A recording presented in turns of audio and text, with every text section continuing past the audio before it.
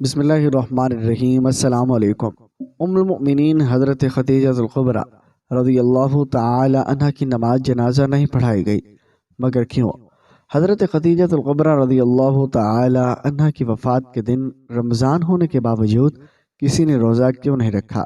اور حضرت خدیجہ رضی اللہ تعالی عنہ کے وفات کے سال کو عام الحزن کیوں کہا جاتا ہے؟ اور یہی ہماری آج کی ویڈیو کا موضوع ہوگا۔ اور آج ہم آپ کو ام المؤمنین حضرت خدیجہ الکبریٰ رضی اللہ تعالی عنہ کی زندگی کی ایمان افروز داستان سنائیں گے۔ حضرت خدیجہ رضی اللہ تعالی عنہ وہ پہلی خاتون ہیں جنہیں قرآن مجید کی روح سے سب سے پہلے ام المؤمنین ہونے کا شرف حاصل تھا، اور اس کے علاوہ ذاتی طور پر قرآن شریف میں آپ کے اظہار و قربانی کا ذکر ہے۔ اور ناظرین، پیغمبر اسلام صلی اللہ علیہ وسلم سے شادی سے پہلے حضرت خدیجہ رضی اللہ تعالی عنہ مکہ کے بہت بڑے کاروبار کی مالک تھے، اور آپ رضی اللہ تعالی عنہ کے عظیم کاروان تجارت میں 80,000 اونٹ تھے، اور جن کے ذریعے شام، یمن، مصر وغیرہ کی طرف پراپر آپ رضی اللہ تعالی عنہ کا سامان تجارت جاتا رہتا تھا۔ اور شادی کے بعد آپ نے اپنا سارا مال اور ساری دولت حضور علیہ السلام کے قدموں میں ڈال دی تاکہ اسلام کی نشو و نما کے کام آ سکے۔ ام المؤمنین حضرت خدیجہ الکبریٰ رضی اللہ تعالی عنہ انتہائی بافضیلت خاتون ہے۔ آپ کے والد ماجد خویلد بن اسد اور والدہ مائدہ کا نام فاطمہ بنت زائدہ تھا، اور ان دونوں کا سلسلہ نسب آگے چل کر پیغمبر اسلام صلی اللہ علیہ وسلم کے سلسلہ نسب سے مل جاتا ہے، اور اس طرح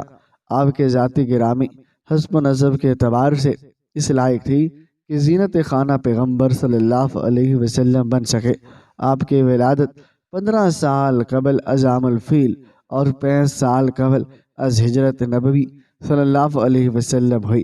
اور آپ نے 65 سال کی عمر میں وفات پائی اور مکہ کے مشہور قبرستان جنت المعلیٰ میں سپرد خاک ہوئی۔ حضرت ابو ہریرہ رضی اللہ تعالی عنہ بیان کرتے ہیں، حضور نبی کریم صلی اللہ علیہ وسلم کی بارگاہ میں حضرت جبرائیل علیہ السلام آ کر عرض گزار ہوئے، یا رسول اللہ صلی اللہ علیہ وسلم، یہ خدیجہ الکبریٰ رضی اللہ تعالی عنہ ہیں جو ایک برتن لے کر آ رہی ہیں،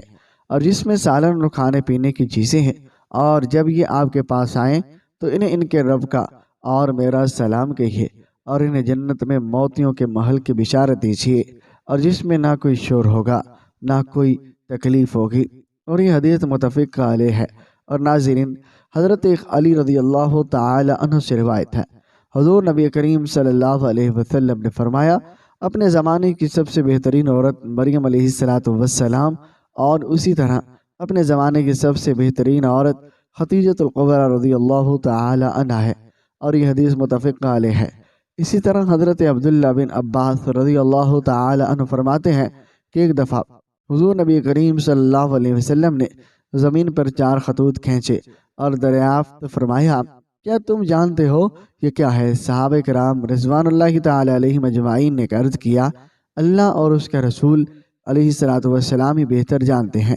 آپ نے فرمایا، یہ جنت کی بہترین عورتیں ہیں، جو کہ حضرت خدیجہ بنت خویلد سلام اللہ علیہا، حضرت فاطمہ رضی اللہ تعالی عنہ بنت محمد الرسول اللہ صلی اللہ علیہ وسلم، آسیہ بنت مدام اور زوجہ فرعون سلام اللہ علیہا، اور حضرت مریم بنت عمران سلام اللہ علیہا۔ اور 10 رمضان المبارک ام المؤمنین حضرت خدیجہ الکبریٰ رضی اللہ تعالی عنہ کا یوم وفات ہے، اور حضرت خدیجہ رضی اللہ تعالی عنہ اور حضور صلی اللہ علیہ وسلم کی حضرت خدیجہ رضی اللہ تعالی عنہ کے ساتھ محبت کا عالم یہ تھا، ان کی زندگی کے دوران حضور علیہ السلام نے دوسرا کوئی نکاح نہیں فرمایا تھا۔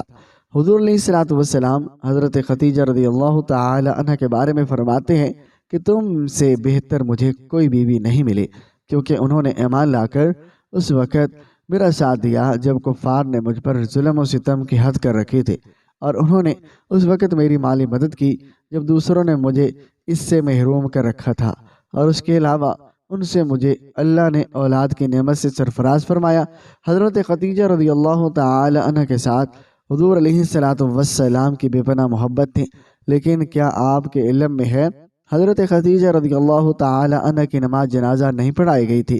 کیونکہ اس وقت نماز جنازہ سمیت 5 وقت کی نماز فرض ہی نہیں ہوئی تھی۔ بالکل اسی طرح رمضان کا مہینہ ہونے کے باوجود کوئی فرد روزے سے بھی نہ تھا، کیونکہ اس وقت روزے بھی فرض نہیں ہوئے تھے، اور اس سال رسول اللہ صلی اللہ علیہ وسلم کے محبوب چچا جناب ابو طالب بھی اس دنیا سے پردہ فرما گئے تھے، اور وہ 2 عظیم صدموں نے حضور علیہ السلام کو بہت مغموم کر دیا۔ اسی لیے اس سال کو عام الحزن یعنی کہ غم کا سال کہا جاتا ہے۔